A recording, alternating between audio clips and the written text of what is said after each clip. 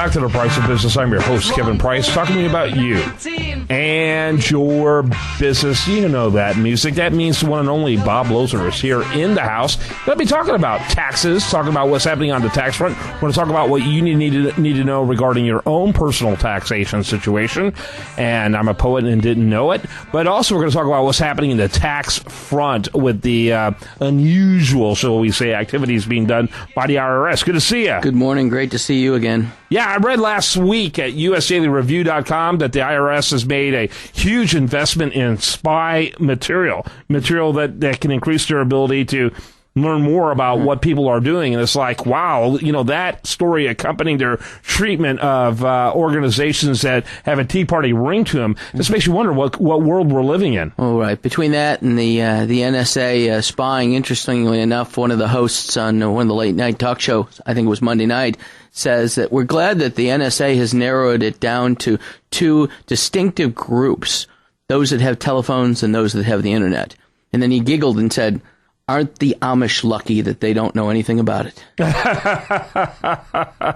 You know what's funny is some of the best right-wing jokes have come from Letterman and Leno regarding this, because and it kind of reminiscent of the old saying, you've heard the saying before, what a conservative is. A conservative is a liberal that's been mugged. And we kind of all feel collectively mugged by the behavior of not only the IRS, but the Justice Department and the Obama administration in general. Right.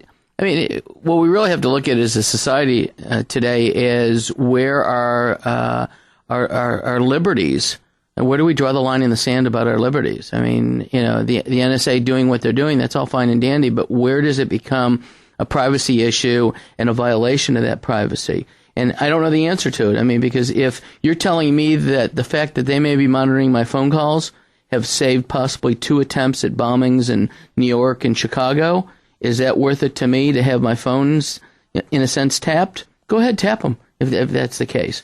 All right. But in the same token, if your Twitter account, your Facebook, etc., are being monitored and they know everything that's going on, inclusive of that pimple on your backside, I don't know if I want them to know about what kind of ointment I'm using. Mm-hmm. Yeah, that's interesting. I don't know. It's an interesting debate. I was uncomfortable when the Bush administration pursued those kind of policies.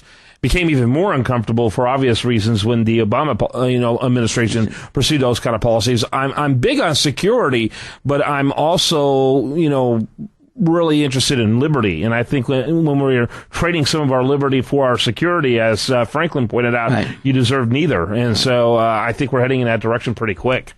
And that I agree with you. And I think, between everything that has happened, the 3 or 4, I'm going to call them crisis in the White House, and again, if it was a Republican that was in there, he would have been actually hogtied and tied up to the bumper of a F-350 and dragged through the streets of Washington. Yes. So but it's okay that this administration at this time can do that and go, oh, well, pay no attention to the man behind the curtain. Absolutely. The great, mighty president has spoken. That's exactly right. It's a crazy, crazy world that we live in.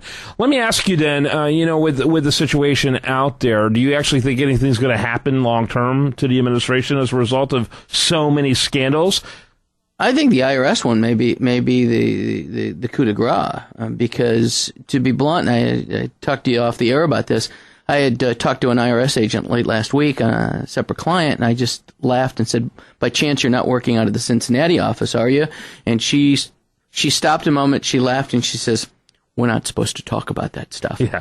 And so I said, don't talk about it, but I said, to be real honest with you, and I said, the way things work inside your office. I said, if you're trying to tell the general public that 3 rogue officers in Cincinnati plotted against the Tea Party and tax-exempt organizations, the country was born at night, but I'm going to tell you, I wasn't born last night. And she started laughing, and she said, well put. Well put. Yeah, I agree. Well put.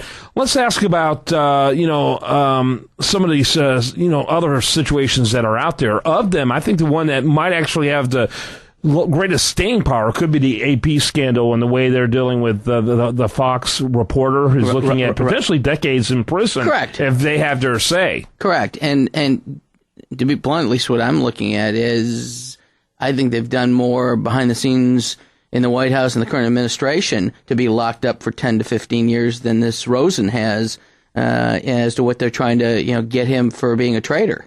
Yeah. Please. Yeah, I think you're right. And so it'll be interesting to see what ends up happening. How far can these guys go? I think they may have found their limit. Mm-hmm. I think, again, we don't know who it's going to be, but someone is going to pay for it. And it's going to be some underling. It's not going to be, the vice president. It's not going to be the Hillary Clintons of the world out there. It's going to be some guy in the corner office that, heard something and did something. And so now he's going to resign because he feels it's his responsibility. Yeah, I agree. So talk to me a little bit about personal taxes and individuals and businesses, real world stuff, if you imagine. As we've talked about over the last few months, I'm going to scream out a big, I told you so. I've got 2 clients that have refunds coming of somewhere between $30,000 and $55,000. Wow. And both of them got tax notices saying, we're reviewing your tax return, and as soon as we get done with the review, we will finalize it and send you your refund. Which basically is telling me, we ran out of money, sucker. You didn't get your return in quick enough, and Loeser was right. If you didn't get it in on April 1st with a 4-week turnaround in regards to refund, you're not getting it back for 8 to 10 weeks. Right. And that's what's happening. Thanks for the no-interest loan. Correct. We appreciate that. And these 2 people they're sort of fuming, not at me, because I had told them the quicker and the sooner we got it in before April 15th, the better off you're going to be. But I also told them that the more we got closer to April 15th, the longer the delay is going to be on your refunds because they've paid their refunds. I told you my initial plan was for the first time in maybe 10 years, we got our return done, I think it was before the 10th of February. Mm-hmm. And the thought was when we had a nice, whatever it was, $5,000, $6,000 refund, my thought was that they're going to pay me within 3 weeks. And guess what they did? They paid me within 3 weeks. Wow, that's amazing. Okay, but now these 2 clients have waited 6 weeks so far, and it might be another 6 weeks before they get their money. Yeah, absolutely. Talking to Robert Loeser, talking about people in their financial situation, what's going on with their taxes. What kind of deadlines are out there? Well, we've just passed in middle of May the franchise deadline, which extended gives you until November 15th to file your corporate franchise. The corporate returns that have been extended are good through September 15th, and your personal return, one extension approved, gives you the right to file before October 15th. And so we're doing a lot of, a lot of people go, well, we can wait until October 1st. No, I'd really like to get you done by August 1st because then at least you know whether you owe or you're getting money back. And if you're getting money back, the sooner you get that return in, the sooner the IRS is going to delay the process of your refund so that you don't get it in 3 or 4 weeks, you get it in 8 to 10 weeks. Yeah, no question about it. Great stuff. Thanks for keeping us up to date. You do a phenomenal job every time. My pleasure. Good seeing you. Again, his name's Robert Loeser, tax man extraordinaire and a regular contributor on the program now for a number of years, keeping people in the know. Thanks so much. By the way, we need to, people get in touch, of course, at taxmanbob at pdq.net and phone number 713-953-1272. One more time. 713-953-1272. Taxman Bob at pdq.net. I'm Kevin Price. You're listening to The Price of Business. Tell you how it will be. There's one for you, 19 for me. 'Cause I'm the tax man.